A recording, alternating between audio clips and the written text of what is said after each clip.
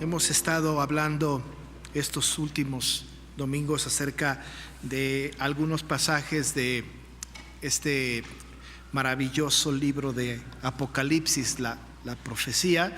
Ha sido muy bueno empezar a leer este libro. Dijimos que no vamos a estudiar, no pretendemos estudiar toda la profecía, sería una tarea muy larga, no nos alcanzaría 1, 2, quizá 3 años para estudiarla. Sin embargo, solamente hemos de concentrarnos en algunas cosas muy concretas para poder tener a lo largo de este trimestre o lo que sea este mes de octubre y noviembre, el mensaje del Señor Jesús mandó que escribiera Juan a las 7 iglesias que estaban en Asia, como él lo dice. Le dijo: ve estas cosas, escribe estas cosas que sucederán pronto. Le dio una visión maravillosa y él escribió lo que el Señor le fue diciendo. Es muy notorio porque al principio de cada una de las cartas está este mandato: escribe al ángel en Éfeso, escribe al ángel. El Señor está diciéndole a Juan: escribe esto. Lo único que hace Juan es escribir lo que el Señor le dice y la visión que le está teniendo. Dijimos la semana pasada, nosotros no tenemos como Juan la posibilidad de tener una visión así de esta naturaleza, pero tenemos su visión, y su visión está escrita aquí. Es decir, la visión que tuvo Juan de todas las cosas que el Señor le mostró o le permitió ver, están aquí escritas. Así es que nosotros tenemos el privilegio de tener justo aquí la visión que tuvo Juan. Ya no tenemos nosotros visiones presentes, sobrenaturales, porque aquí está la visión que el Señor le dio al apóstol Juan, y que le dijo: escribe estas cosas. No le dijo: y después de esto escribe más, sino esto que yo te digo, esto que tú ves, esto que estás viendo en la visión, escríbelo. Y justo entonces él escribe. Tan es así que al final del libro de Apocalipsis hay una consigna que nadie debe ni añadir ni debe de quitar lo que está escrito en la profecía de este libro. Así que aquí está la visión completa, y por cierto cierra el canon de toda la escritura, No tenemos que ver este libro, como hemos dicho en anteriores ocasiones, no lo tenemos que ver este libro como un libro de espanto, como la gente que tiene al Apocalipsis como que qué miedo, ya nada más decimos Apocalipsis y ya temblamos un poco. No, porque este libro, ya dijimos, está escrito para el creyente y para dar esperanza, la esperanza de la segunda venida de Cristo, la esperanza de que el Señor ha vencido al malvado, ha vencido al enemigo. La esperanza al final allá del Apocalipsis nos habla de la esperanza de la nueva Jerusalén, de esta maravillosa estancia con el Señor. Ese libro fue escrito pues para aquellos que sufrían y que estaban subyugados por el imperio dominante, pero que tenían esta visión maravillosa, o esta palabra maravillosa, escrita, ciertamente decíamos la vez pasada, un poco encriptada en un lenguaje cristiano, acerca de lo que tenía que suceder y lo que iba a suceder. Y de esta manera Juan va escribiendo en este asunto de paralelismo progresivo hasta la consecución del final de los tiempos en la venida del Señor Jesús, y termina hablando Juan en este maravilloso libro acerca de el Señor diciendo: ciertamente vengo en breve, y él diciendo: sí, ven Señor Jesús, porque esto culminará con toda la historia de la humanidad y tendremos esta maravillosa estancia eterna con el Señor en el cielo. Entonces este libro es maravilloso, tenemos que leerlo así, con una esperanza creciente acerca de lo que el Señor ya logró vencer y lo que el Señor justamente nos promete, la vida eterna. Entonces tenemos que leer este libro así. Vimos la semana antepasada que es importante leer, oír y guardar la escritura. Esto lo vimos en el capítulo 1, verso 3. Es importante leer, oír y guardar, muy importante, y lo tenemos que hacer celosamente, la Biblia, lo que está escrito aquí. Luego nos dimos un salto, no vimos el detalle del capítulo 1, pero entramos al capítulo 2 ya justo con el mensaje a las iglesias, y revisábamos la primera carta de Juan que el Señor le manda escribir a la iglesia de Éfeso. No repetiremos esto, pero ya vimos ahí que el Señor tiene una demanda importante que hacerle a la iglesia de Éfeso, y hemos dicho que no solo a la de Éfeso, pero a todas las iglesias de Asia, ¿no? Porque al final de cada carta el Señor muy categóricamente dice que el que tiene oídos para oír, oiga lo que el Espíritu dice a las iglesias, ¿no? No solamente a una, pero a todas. Pero no solamente a las de Asia, sino a la iglesia de todos los tiempos, hasta el día de hoy. Y a nosotros nos vino bien escuchar la exhortación que el Señor nos hizo a nosotros la semana pasada respecto de lo que le dijo a la iglesia de Éfeso. Le dijo: tengo contra ti que has dejado tu primer amor. Y revisábamos este asunto y queremos que el Señor nos hable en este tema, ese amor del desposado, ese amor inicial, ese amor de la conversión, de los primeros momentos con Cristo, como personas y como individuos. Ese amor entre nosotros maravilloso, decía, lo has dejado. Ese amor entre ustedes se ha perdido, ese amor hacia mí se ha perdido.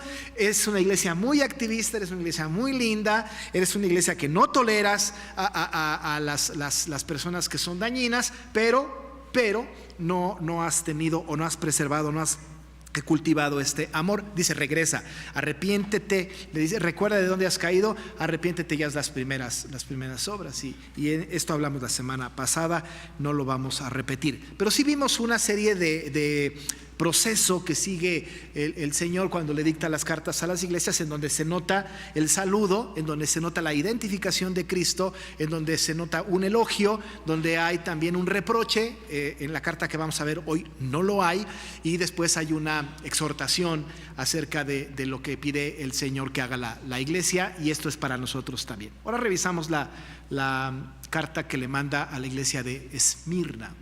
Esmirna está al sur de Éfeso, está sobre el mar, tiene costa con el mar Egeo. Es una ciudad bonita, es una ciudad moderna para su época. Competía un poco con Éfeso para ser la ciudad más importante de Asia. Había una especie de competencia allá. Ambas ciudades tenían problemas con la idolatría, pero Esmirna era una ciudad un poco más acaudalada, un poco más rica, pero también era una ciudad que había tenido una lealtad para el imperio dominante de esta época, el Imperio Romano, que desde que el Imperio Romano toma control de la zona y se pone como el imperio dominante, la ciudad de Esmirna es leal al Imperio Romano. Los judíos que vivían ahí se habían declarado leales al César, leales al Imperio Romano, y esto les daba una cierta ascendencia sobre ellos, ciertos privilegios que tenía Esmirna por su lealtad al imperio que estaba dominando. Ellos, por encima de cualquier cosa, decían que vamos a estar bien con César, vamos a estar bien con el imperio, y esto era algo que les beneficiaba, por supuesto, desde el punto de vista político, social, cultural. Era una ciudad que tenía o estaba congraciada con el imperio de esta época. Esta ciudad también era una ciudad muy fresca, muy rica. Tenía el mar Egeo ahí, y aunque hacía mucho calor, bueno, dice la historia que la brisa, ¿no?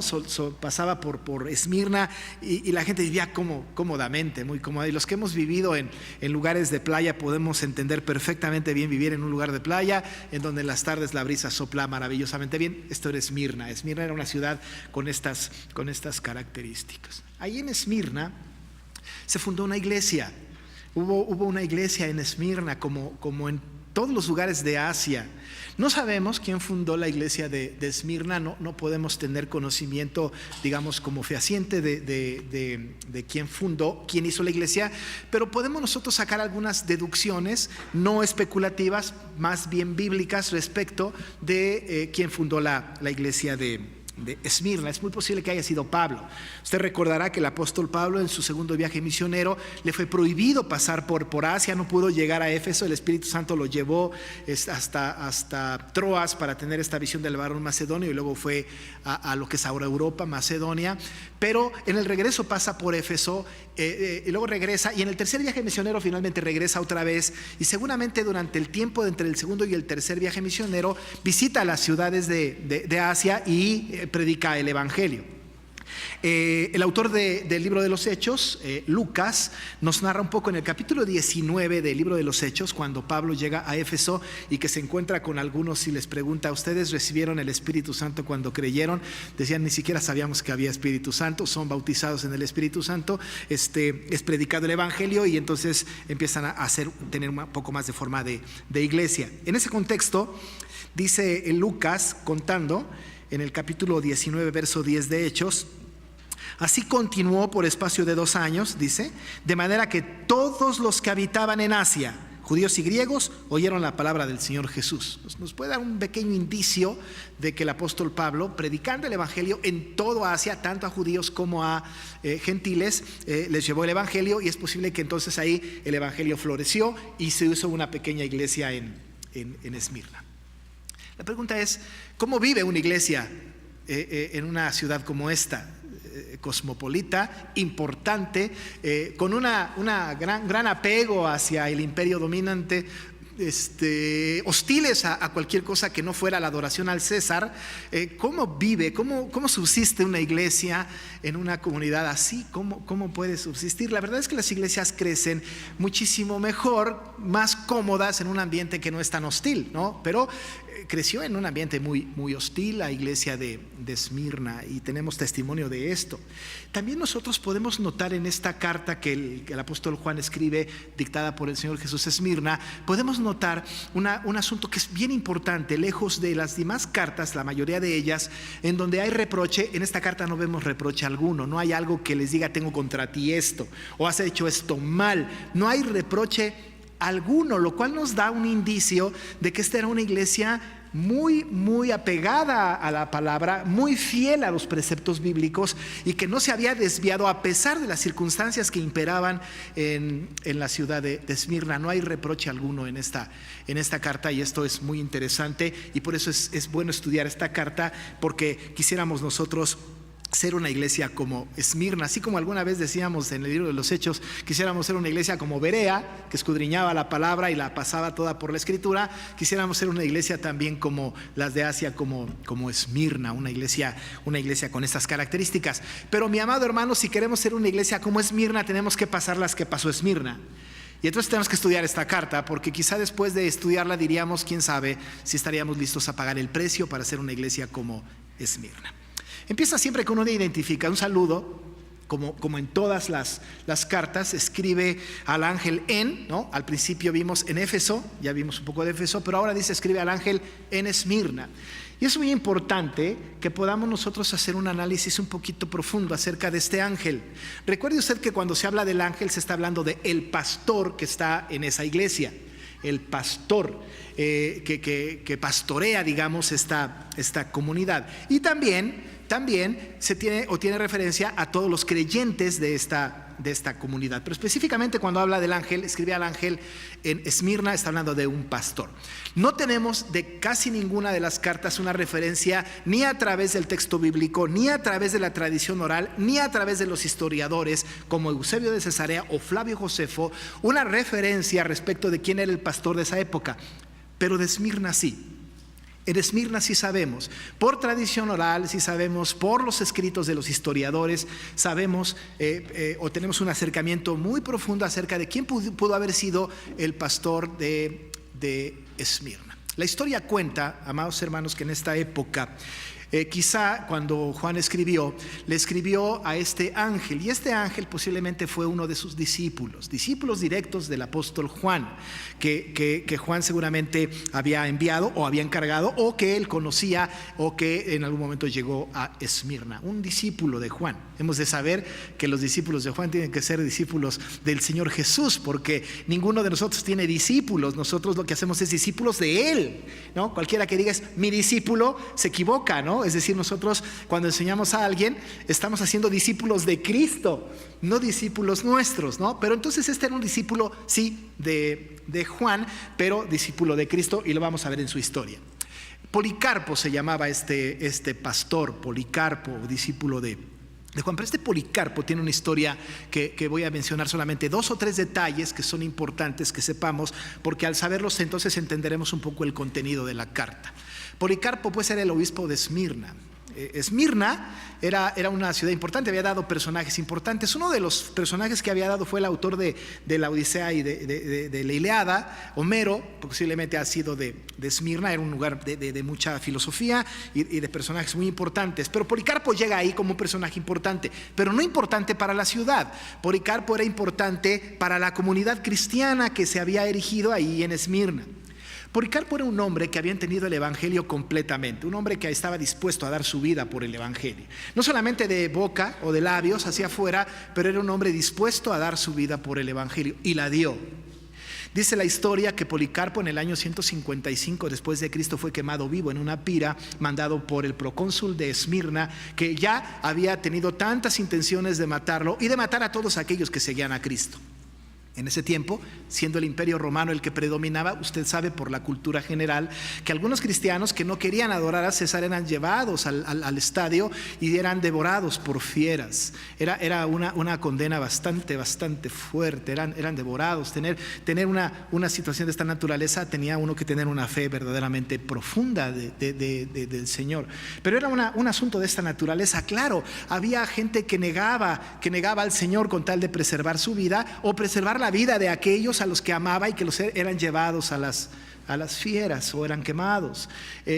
Policarpo vivió en esta época tan terrible de estas amenazas y de estas consignas de llevar a la gente a la muerte si no negaban a Cristo y si no adoraban a César. Dice la historia que empezaron a ser perseguidos. Justino Mártir, por ejemplo, Policarpo también, y otros tantos empezaron a ser perseguidos por su fe.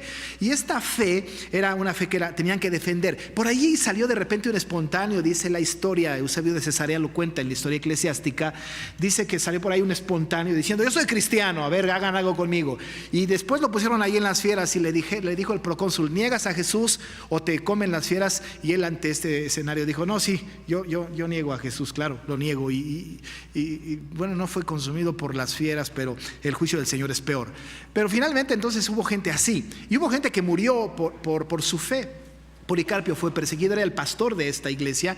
Los creyentes de esta época, que temiendo por la vida de Policarpo, lo sacaron un par de veces, lo escondieron un par de veces. La segunda vez, cuando lo escondieron, llegaron los emisarios del procónsul romano, la autoridad, y lo encontraron. Y finalmente lo encontraron porque en la primera visita torturaron a alguno de sus siervos y dieron con el paradero de Policarpo. Policarpo lo que hizo fue que les preparó un gran banquete, los animó, les habló de Cristo. De todas maneras se lo llevaron ante el procónsul. Cuando llegó con el procónsul le dijo: tienes que decir: César es el Señor. Y Policarpo no dijo nada. Luego le insistió: jura, maldice a Cristo y te pongo en libertad. Y Policarpo dijo: 86 años le he servido y nunca me ha hecho sino bien. ¿Cómo entonces puedo maldecir a mi rey y mi Salvador? Insistió el procónsul para que negara, y les dijo: bueno, puesto que Policarpo le dijo: puesto que estás insistiendo inútilmente que jure por la fortuna de César y pretendes no saber quién soy y lo que soy, escúchame declarar con toda intrepidez que soy cristiano. Le insistió el procónsul, lo lleva al estadio y le dijo: aquí hay fieras, si no niegas a Jesús, vamos a soltar las fieras para que te devoren. Y Policarpo no dijo absolutamente nada. Luego dijo: entonces aquí tengo fuego, hay una pira, si no niegas a Jesús, te vamos a quemar vivo. Vea lo que dijo Policarpo: tú me amenazas con fuego que quema por 1 hora y después de un poco se apaga, pero ignoras respecto al fuego del juicio venidero y del castigo eterno reservado para los malos. Pero ¿qué te demoras? Haz lo que quieras. Dice la historia que la gente que estaba alrededor fue a buscar leña. Los judíos, incluso en sábado, rompiendo con su norma de trabajar en sábado, fueron a buscar leña, trajeron la leña y iban a prender el fuego. Quisieron clavar a Policarpo en el palo y él dijo: no me claven, yo estoy aquí por voluntad propia y que el Señor haga conmigo lo que quiera. Y sin moverse y pudiéndose mover, lo quemaron vivo. No negó su fe, fue fiel hasta la muerte. El ángel de Esmirna. Esto, por supuesto, provocó temor en otros, pero fortaleza en la mayoría. Se acabó la persecución en Esmirna por el martirio de Policarpo. Ahora, desde luego no estamos predicando de Policarpo, no nos interesa Policarpo tanto como su ejemplo, pero lo que sucedía en Esmirna con cosas como estas nos lleva a nosotros a entender entonces un poco más la carta, entenderla en su contexto histórico. Así que cuando Juan está diciendo, o el Señor le dice: escribe al ángel en Esmirna, es a Policarpo, posiblemente, lo más seguro. Y luego se identifica el Señor: el primero y el postrero, el que estuvo muerto y vivió, dice esto. La identificación que tiene el Señor Jesús con las iglesias es muy significativa porque tiene que ver un poco también con la circunstancia en la que están viviendo. Lo que está diciendo el Señor Jesús es que yo soy el primero y el postrero. Esto es algo común entre nosotros. Sabemos nosotros, por ejemplo, que al final en el capítulo 22, verso 13, el Señor se ha identificado: yo soy el alfa y el omega, el principio y el fin. Así que nosotros conocemos que Jesús se autoidentifica así, no porque tenga un principio o porque tenga un fin, sino porque esta es la implicación para entender que Él es eterno. No tiene posibilidades de que rastreemos su inicio y tampoco hay posibilidades de que rastreemos su fin, porque después de la muerte resucitó y vive con el Señor sentado a su diestra. Así que tenemos a un Dios eterno y se identifica como eterno, pero además dice: soy el que estuvo muerto y vivió. Hablando de la resurrección. Pero esto no solamente identifica a Jesús como el resucitado, sino que le da esperanza a las personas que están allá en Esmirna de que aun y cuando ellos mueran van a vivir, porque usted y yo sabemos que la muerte ha sido vencida por Cristo. Sorbida es la muerte en victoria, dice Pablo a los Corintios. Sabemos que ahora la muerte es nuestra aliada. Sabemos ahora que vamos a morir. Y bendita cosa, ¿no? Porque sabemos que en el momento de expirar estamos en la presencia eterna de nuestro Señor y Salvador. Bienvenida a la muerte, ¿no? No la buscamos, no la vamos a buscar, pero no le tenemos miedo. Quizá le tememos un poco a cómo vamos a morir, pero a la muerte no. Que venga la muerte, sabemos a dónde vamos a ir. Dice el Señor: yo soy el que estuvo muerto y vivió. Y esa palabra que está para aquellos creyentes que entienden el lenguaje cristiano, hay una esperanza. Aún y cuando muramos, sabemos que seremos juntamente resucitados con Cristo y viviremos eternamente con Él. Una palabra maravillosa, y el Señor se identifica: no se preocupen, yo estuve muerto, pero viví.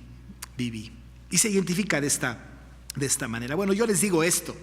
Y entonces viene justo el elogio y les va a decir Juan, el Señor Jesús a través de Juan: yo conozco tus obras, tu tribulación y tu pobreza. Ahora, ya dijimos la semana pasada y no lo voy a repetir, él dice, cuando dice yo conozco, nos habla de este conocimiento pleno, no solamente de lo que estoy haciendo, sino el conocimiento pleno de la intención con que lo hice, y el conocimiento pleno de lo que hay en mi mente y en mi corazón, y el conocimiento pleno de lo que hice antes, de lo que estoy haciendo ahora y de lo que haré en adelante hasta que Cristo venga. El Señor conoce, amado hermano, lo que usted ha hecho. Eso debe darle un poco de miedo. Sabe y conoce lo que está pensando y lo que está haciendo hoy. Pero además conoce lo que va a ser mañana y pasado mañana y dentro de un año y hasta que Cristo venga. Eso debe de dar un poco de temor y temblor, porque el Señor conoce todo. Él dice: yo conozco, estoy en todo, conozco completamente bien. La semana pasada leímos el Salmo 139, que nos viene bien en este asunto de la omnisciencia de Dios. Yo conozco. ¿Qué conoce? Conozco tus obras, le dice el Señor a la iglesia de Esmirna. Claro, todo lo que haces. También dijimos lo que haces y lo que dejas de hacer, lo que piensas y lo que dejas de pensar. Yo conozco porque soy todopoderoso y omnisciente. Pero además añade: no solamente conozco tus obras, pero conozco tu tribulación y tu pobreza. Y la iglesia, hermanos, en Esmirna está padeciendo, está sufriendo persecución, está siendo atacada por el imperio. El imperio estaba buscando que la gente adorara a César, y la iglesia tenía una consigna de fe que era adorar solamente al Señor. No adorar a César y adorar al Señor le estaba generando una gran tribulación y le estaba generando una gran pobreza. Y el Señor le dice: no te preocupes, yo conozco tu tribulación y conozco tu pobreza. Quizás si nosotros fuéramos habitantes de Esmirna, le diríamos al Señor: ¿y por qué no haces nada? Si ya sabes mi tribulación, si ya conoces mi pobreza, pues no veo que hagas nada, Señor, para remediar este mal que me aqueja. Pero a lo mejor tenemos una perspectiva equivocada respecto de la tribulación y de la pobreza, porque el Señor dice que la conoce, pero no está calificándola como algo negativo. Incluso, bíblicamente hablando, la tribulación es algo positivo para el creyente. Es algo que beneficia al creyente. Desde luego que no es agradable, pero no podemos nosotros, o la iglesia en Esmirna no podía decir: Señor, si conoces mi tribulación, si conoces mi pobreza, si conoces por lo que estoy pasando, ¿por qué no haces nada? Peleamos con Dios, nos quejamos con Dios y le decimos: no es justo que yo esté padeciendo. No es correcto, no está bien. ¿No es cierto que el evangelio es plena vida, gozo inefable, nada de problemas? La iglesia en Esmirna no tiene una queja del Señor. Y lo que la iglesia estaba asumiendo bien es que estaba siendo atribulada, perseguida, y lo hacía con gozo. Conozco tu tribulación.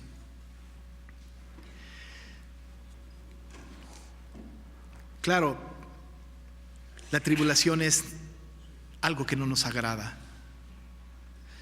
pero la tribulación es absolutamente necesaria. Necesaria. Pero ¿cuánto tiempo voy a padecer?, le preguntaríamos al Señor. ¿Por cuánto tiempo? Quizá la respuesta está en el mismo texto. Al final del versículo 10 les dice: y tendréis tribulación por 10 días. Usted dirá: uy, pastor, ya llevo 11, 12, 13, un mes y no pasa nada. 10 días, la verdad es que ya llevo años con esta tribulación. Señor, y tu promesa de 10 días. Pero tenemos que entender esta figura. Esta figura, este número de 10, no tiene que ver necesariamente con 10 días. Tiene que ver con un tiempo corto pero completo. Corto pero completo. Habla de una totalidad. Corto pero completo. ¿Cuánto puede ser? No lo sabemos, pero lo que sí sabemos es que esta tribulación, como dice Pablo, esta tribulación puede durar un poquito o un mucho.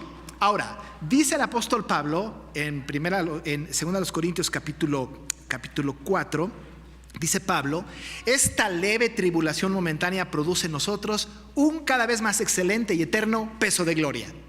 Ahora, Señor, si la tribulación va a tener un peso de gloria en mí, pues la oración de nosotros, amado hermano, tendría que ser: mándanos más tribulación. Porque si va a producir en mí un más excelente y eterno peso de gloria, yo quiero más excelente y eterno peso de gloria, mándame más tribulación. No nos gusta la tribulación, no nos place la tribulación, no estamos de acuerdo con la tribulación. Pero el Señor ha dicho que tenemos que padecer. El Señor ha dicho que tenemos que pasar por la tribulación. Es más, la tribulación es un elemento que debe producir gozo en el creyente, porque debemos de tener sumo gozo cuando nos hallemos en diversas pruebas. A veces le decimos al Señor: Señor, quítanos este problema que tenemos, aléjalo de nosotros. Y el Señor no lo hace. ¿Qué pasa, Señor? ¿Por qué no lo quitas? El Señor puede decirnos: porque yo no estoy comprometido a quitarte tu problema, aunque lo puedo hacer. ¿Recuerda usted a David? Después de que mudó su semblante con Ahimelech, que se fue de cavernícola a la cueva de Adulam, después de tirar baba por las paredes, haciéndose loco ante el rey Aquis, porque lo reconocían como rey que estaba siendo, o como el que estaba siendo perseguido por Saúl. El Salmo 34 narra a David a punto de ser aniquilado por Saúl, desterrado de su tierra, cavernícola en un lugar que no conocía, totalmente desvalido, a punto de ser aniquilado por el rey. Él dijo: busqué a Jehová y él me oyó y me libró de todos mis temores. Salmo 34. Pero más adelante dice: este pobre clamó y buscó a Jehová y le libró de todas sus aflicciones. Y más adelante dijo: este pobre clamó, le oyó Jehová y le libró de todas sus angustias. Eso está en el Salmo 34. Note usted que en este salmo el Señor no le dice, o David no dice, clamé al Señor y acabó con mi problema. Porque acabar con el problema significaría haber aniquilado a Saúl y entregarle el reino a David y ser feliz por siempre, como los cuentos de hadas. Pero no le quitó el problema. ¿Sabe qué? Saúl siguió persiguiendo a David. ¿Pero qué le quitó? La tribulación permaneció, pero ya no tenía miedo, ni aflicción, ni angustia. Busqué a Jehová y Él me oyó y me libró de todos mis temores, de todas mis angustias, de todas mis aflicciones. El problema ahí sigue, pero no tengo miedo, no estoy afligido y no estoy angustiado. Bendita tribulación. Porque si la tribulación va a provocar en mí valor para enfrentar la prueba, va a quitar la angustia y la aflicción, bienvenida a la tribulación. Y el Señor le está diciendo pues a ellos, a los de Esmirna, y nos dice a nosotros: sé, conozco tu tribulación. La tribulación de la iglesia, la tribulación de usted como persona, está pasando por una tribulación, tiene una prueba difícil, tiene un hijo rebelde, está a punto de tener una situación difícil en casa, su salud no mejora, la economía no le alcanza. Hay una situación inmoral en casa, hay algo que le aqueja, está padeciendo muy fuerte en su casa, en su trabajo, en la escuela, en donde vive. El Señor le puede quitar la angustia por la que pasa, la aflicción por la que pasa, el temor con el que vive. Pero ese problema que usted está teniendo le está puliendo como verdadero hijo de Dios. Y el Señor dice: yo conozco tu tribulación. Tenemos recursos bíblicos maravillosos, ¿no es cierto? El Salmo 46:1, que usted sabe de memoria, dice: Dios es nuestro amparo y fortaleza, nuestro pronto auxilio en las tribulaciones. Pero sí padecemos. Pero cuando padecemos con gozo, no hay reproche del Señor. Conozco tu tribulación. Conozco tu pobreza. Cuando dice el texto aquí que conoce su pobreza, desde luego está hablando de la pobreza, de que no tiene nada.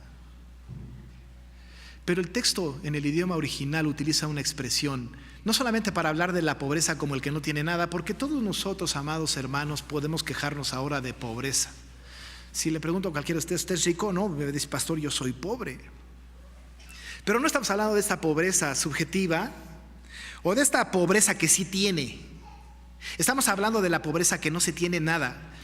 Hace algunos años yo daba clase en una universidad, una materia que se llama sociología, y hablábamos de la estratificación social. Y decíamos que la estratificación social, en aquel tiempo, cuando yo di clase hace muchos años, estaba la clase alta, la clase media alta, la clase media, la media baja y la baja. Y ahí se acomodaba toda la población. Y parece que los de la clase media estaban empujando mucho a los otros hacia abajo, y la clase media se convirtió de repente ya en la clase media baja, y la media baja ya se había convertido en la baja. Pero a lo largo del tiempo salió una frase interesantísima, y se hace una nueva clasificación de estratificación social. Ahora hay una clase paupérrima, es la que le sigue de la baja. Paupérrimo, existe la palabra paupérrima. Es el que no tiene nada de nada, ni esperanza de tener nada. No creo que aquí haya alguien así, pero es la clase paupérrima. Bueno, cuando Juan escribe a esta iglesia, dice: sé tu pobreza paupérrima, que no tienes nada, de nada, de nada. Pero nada, mi amado hermano. Yo no voy a definir la palabra nada, porque definir la palabra nada significa que hay algo, porque la nada es algo, por lo tanto la nada deja de ser nada para ser algo. Es una complicación. Pero nada, ¿Qué pasó con la gente de Esmirna? La gente de Esmirna, la gente cristiana de Esmirna, estaba siendo despojada de todos sus bienes, de sus ropas, de todo lo que tenía, de todo lo que le pertenecía. Y dijo el Señor: yo conozco tu pobreza. Sé por lo que estás pasando, que no tienes nada de nada, que tienes una calidad paupérrima de vida. Conozco tu pobreza. ¿Cómo reacciona un cristiano así? Un verdadero creyente debería decir: a mí me basta, Señor, con que tú conozcas mi tribulación y mi pobreza. Es suficiente. Es suficiente. No reclama nada, no pide nada, no exige nada, no declara nada, ni reclama nada. Está así, feliz con lo que el Señor ha permitido que pase. Conozco tu tribulación y tu pobreza. Pero le dice: pero tú eres rico, inmensamente rico.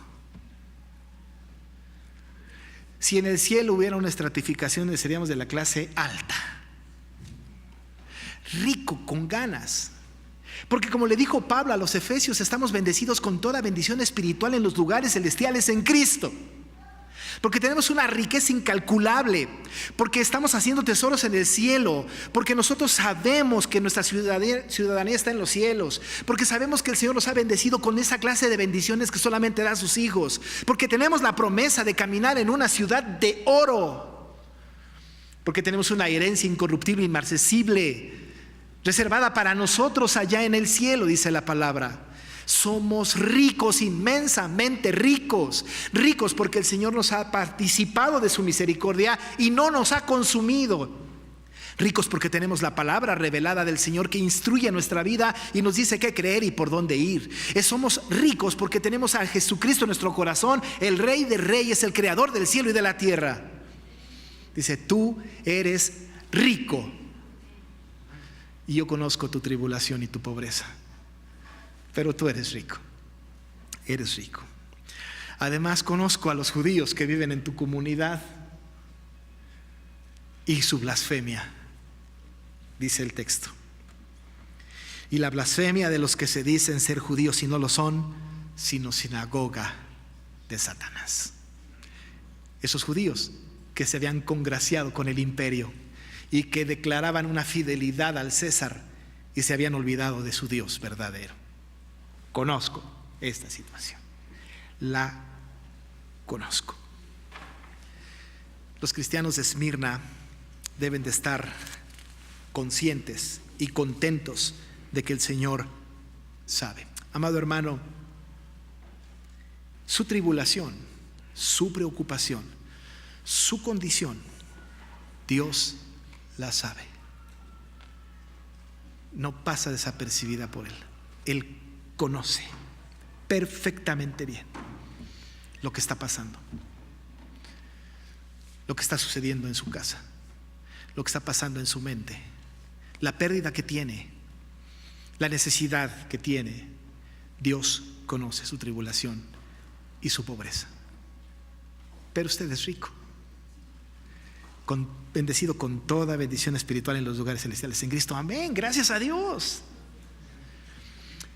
Pero no termina ahí el asunto, hermanos, ojalá. Porque el Señor le dice a los que están en Esmirna: no temas en nada lo que vas a padecer. Más. Dice: no temas en nada lo que vas a padecer. Pues no, que ya conoces toda mi tribulación. Y más. ¿Hay todavía más? Claro que hay todavía más. Hermano, la tribulación del creyente no va a terminar hasta la venida del Señor Jesucristo. Esté pendiente de esto. Si usted está esperando que el Señor le quite la tribulación, pídale mejor que le lleve con Él, porque ahí se acaba la tribulación. Ahí termina la tribulación, en la venida de Cristo. Mientras que estemos aquí, habrá tribulación. Y las cosas en México, en el mundo entero, no están cambiando para bien. No están sucediendo las cosas más lindas en el mundo hoy. Cada día es peor el mundo, en todas las esferas. No va a mejorar la cosa hoy, va empeorando, pero es bíblico. Eso es lo que la Biblia dice. Pero ¿qué cree? No temamos en lo que vamos a padecer. No debemos de tener miedo. Pero vamos a padecer. Más todavía. El Señor sabe y conoce nuestra tribulación y nuestra pobreza, pero ya lo dije hace rato, también sabe lo que viene enfrente. Y lo que viene enfrente es que vamos a padecer. Amado hermano, a lo mejor no padecemos persecución. Quizás sí, pero quizá no. Pero déjeme decirle que no nos vendría mal. Un misionólogo dice que las ciudades o los países en donde más rápido y con mayor fidelidad ha crecido el Evangelio es en los lugares perseguidos, en los lugares libres. Mejor nos peleamos entre nosotros y discutimos asuntos y no necesitamos a nadie de afuera para tener problemas, somos autosuficientes para eso. Necesitamos quizá persecución,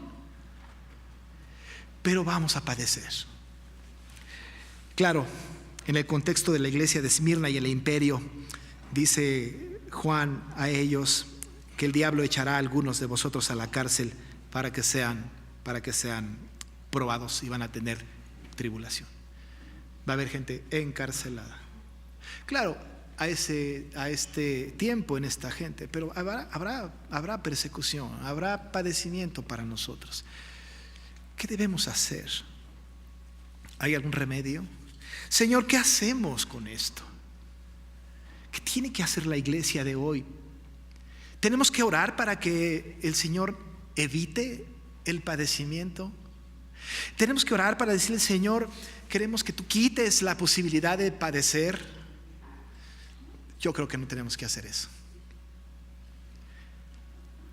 Mi oración a lo largo de muchos años fue, Señor, no me quites el problema, pero haz mis espaldas más fuertes para soportarlo. La tribulación no va a acabar. Seguiremos padeciendo. ¿Sabe cuál fue quizá la respuesta del Señor o lo que les dice? Sé fiel hasta la muerte. No estoy pidiendo nada más que tu fidelidad. No estoy dando una respuesta a una pregunta de cuándo se va a acabar, porque no se va a acabar. Estoy diciendo, en medio de esta situación tan compleja, en medio de esta situación tan adversa, en medio de esta situación que el mismo Señor Jesús les dijo a los discípulos, en el mundo tendréis aflicción. Y les dijo, pero confiad, yo he vencido al mundo. Y lo que le está diciendo a los de Esmirna es lo mismo. Van a estar afligidos, pero tengan fe, sean fieles a mis preceptos.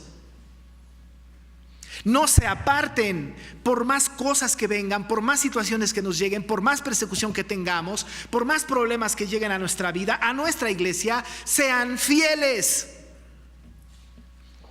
Sé fiel hasta la muerte. Y mi querido hermano, ser fiel hasta la muerte en este texto no significa ya en el último momento de tu vida, entonces por favor ejerce fidelidad. No. Hay muchas personas que piensan, vamos a gozar de la vida y a pecar todo lo que podamos en el umbral de nuestra vida. Ya al final de nuestra vida nos arrepentimos y nos vamos al cielo. No es esto. Sé fiel hasta la muerte implica, sé fiel aunque en esta fidelidad te vaya la vida.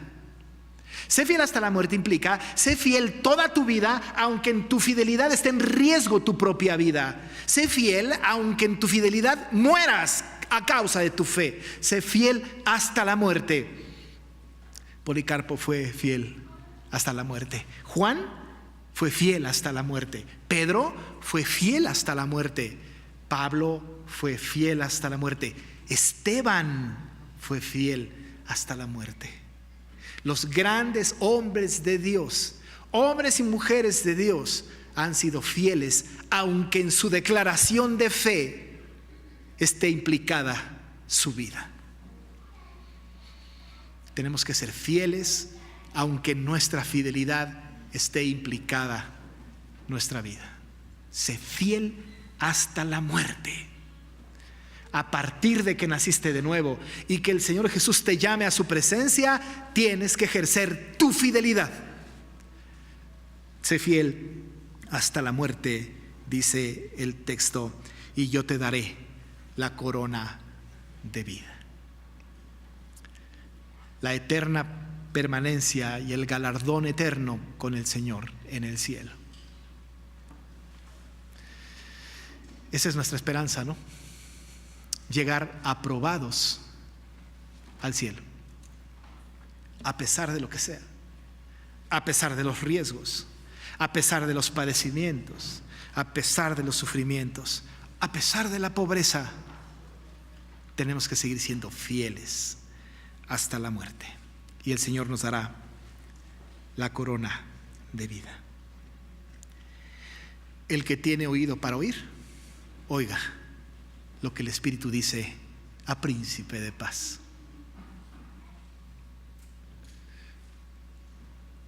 El que venciere no sufrirá daño de la segunda muerte.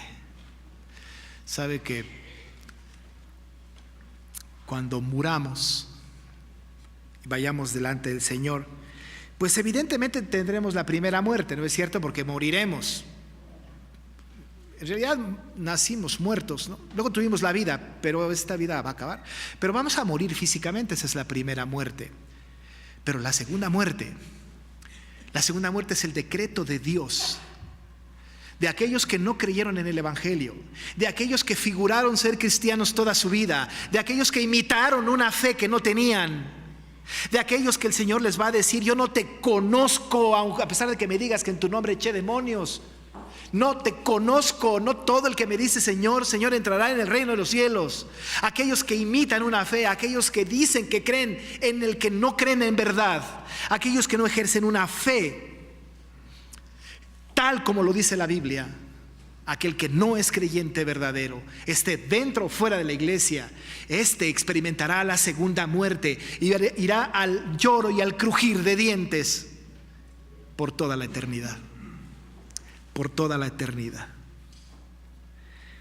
Solo los regenerados, solo los que ejercen una fe correcta, solo los que han creído que Jesucristo es el Señor y el Salvador de sus vidas, solo los que obedecen sus preceptos, solo los que asumen que la tribulación viene de Dios, solo los que saben que son probados por un poco de tiempo y que tienen que salir aprobados, solo los que aprecian su pobreza, solo los que han entendido el Evangelio, estos no experimentarán la muerte segunda. ¿Qué van a experimentar? La vida eterna con su Creador, la corona de vida, como dice Juan. La tarea de nuestra iglesia es demandante, ¿no? Tenemos que querer ser como una iglesia como Esmirna,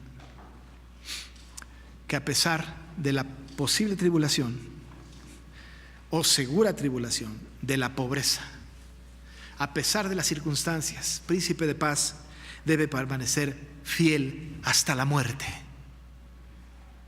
ejercer su fidelidad hasta las últimas de las consecuencias, aunque en esto nos vaya la vida. Usted tiene que seguir fiel hasta la muerte, aunque en este camino de fidelidad alguien le mate, muera, le vaya la vida. Fieles hasta la muerte. Oremos. Padre, tu palabra nos dirige hacia las cosas que son importantes.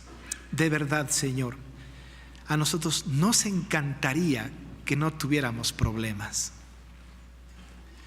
pero si es necesario que padezcamos por un poco de tiempo, entonces, Señor, haz nuestra espalda más fuerte. Ayúdanos a resistir. Sabemos que te podemos buscar y que tú nos oyes y que nos quitas los temores, las aflicciones y las angustias. Padre, queremos seguir caminando en este mundo sin temor, sin aflicción, sin angustia, siendo fieles, aunque en ello nos vaya la vida.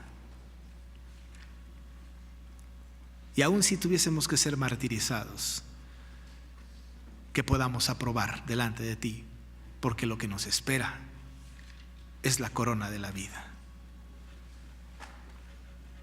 Anhelamos que Jesús venga, Padre.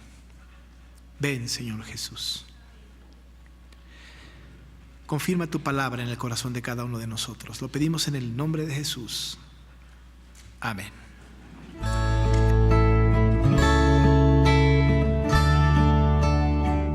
Iglesia Nacional Presbiteriana Príncipe de Paz, ubicada en Humboldt número 50, Colonia Centro, México DF. Si desea mayor información, puede comunicarse al 5518-6114 y 5518-5900 o en la página de internet www.inp-príncipedepazcentro.org. Recuerde que esta puede ser su iglesia.